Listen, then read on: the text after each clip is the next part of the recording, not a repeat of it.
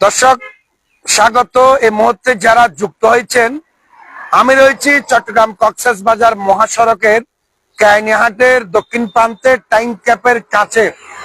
আর এই চট্টগ্রাম কক্সবাজার মহাসড়কের মৃত্যুপাদের অপর নাম লবণবাহী ট্রাক। কেন বলি লবণবাহী ট্রাক? আসলে একটি লবণবাহী ট্রাক থেকে কি পরিমাণ লবণের পানি পড়ে আমরা অনেকেই জানি না।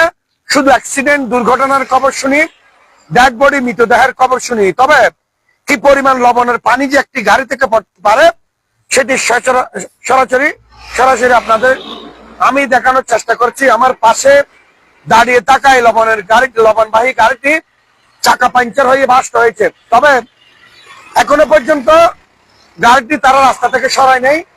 কিন্তু এই যে দুর্ঘটনার পর থেকে কি পরিমাণ এখানে প্রবাহিত হয়েছে, এখানে যেন একটু ছোটখাটো নালায় পরিণত হয়েছে লবণের পানিতে।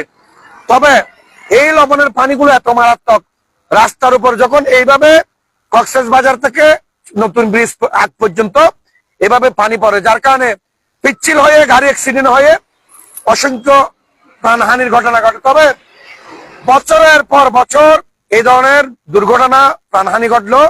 হাইওয়ে রয়েছে যারা রয়েছে হাইওয়ে পুলিশ, তারা কিন্তু অদৃশ্য কারণে তারা নির্বাক।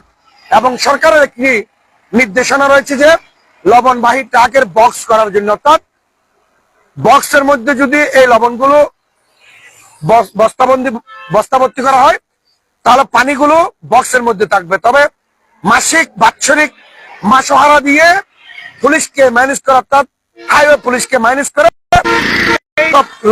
লবণের গাড়ি যাচ্ছে, যার কারণে কোনো অবস্থাতেই দুর্ঘটনা রোধ করা যাচ্ছে না।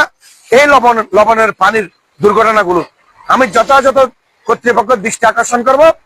চট্টগ্রাম কক্সবাজার মহাসড়কে যেসব লবণবাহী ট্রাক লবণের কাজে নিয়োজিত থাকে তাদেরকে একটি নির্দেশনা দেওয়ার জন্য, যাতে লবণগুলো বস্তা ভরে বক্সের মাধ্যমে নেওয়া হয়, যার কারণে না হলে এই অ্যাক্সিডেন্ট প্রতিনিয়ত হবে এবং কক্সবাজার মহাসড়কটি একটি মরণ ফাঁদে পরিণত হবে। দর্শক আরো কাছ থেকে দেখাচ্ছি লবণের পানি কিভাবে জানা। এখানে একটি মোটর ফিট করে দেওয়া হয়েছে।